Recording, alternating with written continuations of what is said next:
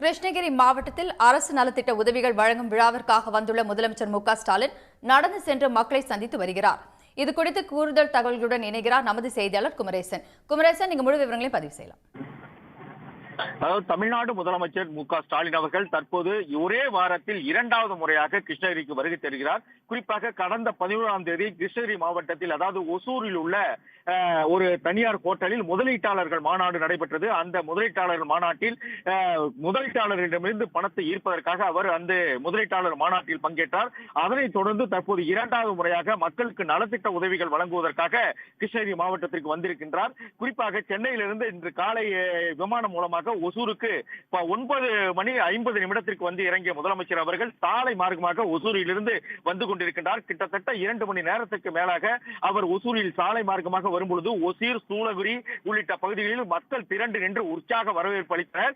அதனைத் தொடர்ந்து தற்போது கிருஷ்ணகிரி மாவட்டத்திற்கு கிருஷ்ணகிரி அருகே வந்து கொண்டிருந்தார். கிருஷ்ணகிரி ராயக்கோட்டை மேம்பாலம் பகுதியில் வரும்பொழுது அங்கு திரண்டிருந்த மக்கள் முதலமைச்சர் ஸ்டாலின் அவர்களுக்கு ஒரு உற்சாகமாக வரவேற்பை அளித்தார்கள். அதனைத் தொடர்ந்து சாலை மார்க்கமாக நடந்தே வந்து கொண்டிருக்கின்றார். நாம் தற்போது பார்த்துக் கொண்டிருக்கின்றோம். சுமார் 3 கிலோமீட்டர் தூரம் சாலை மார்க்கமாக நடந்து வருகிறார். அதாவது ராயக்கோட்டை அந்த மேம்பாலத்தில் இருந்து அண்ணா சிலை, பெங்களூர் சாலை, ரவுண்டானா வழியாக தற்போது நடந்து வந்து கொண்டிருக்கின்றார்.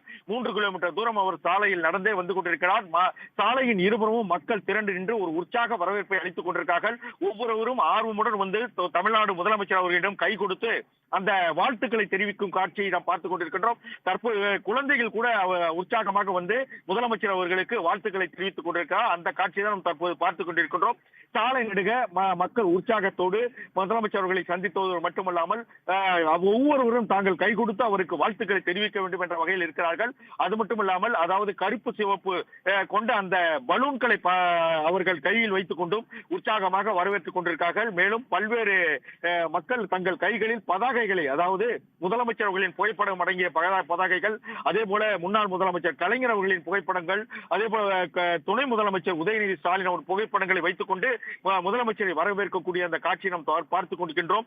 முதலமைச்சர் அவர்களும் சாலை மார்க்கமாக சுமார் 3 கிலோமீட்டர் தூரமாக அவர் நடந்தே வந்து கொண்டு மக்கள் ஒவ்வொருவரையும் சந்தித்து அவர் கை கொடுத்து வரக்கூடிய அந்த காட்சியும் பார்க்கின்றோம். அதே போல மக்கள் தங்கள் கோரிக்கைகளையும் மனுக்களாக கொடுத்து வருகிறார்கள். அந்த கோரிக்கை மனுக்களையும் தற்போது அவர் வாங்கிக் கொண்டிருக்கின்றார். தற்போது அங்க முதலமைச்சர் அவர்கள் என்ன குறை என்று அந்த பெண்களிடம் கேட்டுக் கொண்டிருக்கிறார். அந்த காட்சியை நாம் பார்த்துக் கொண்டிருக்கின்றோம்.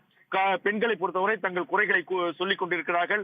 அதே போல அதாவது இலவச பேருந்து பயணம், அதே போல பெண்களுக்கான அந்த 1000 ரூபாய் மகளிர் உதவித்தொகை, இதையெல்லாம் தங்களுக்கு எந்த வகையில் பயனளிக்கிறது என்ற வகையில் கேட்கிறார்.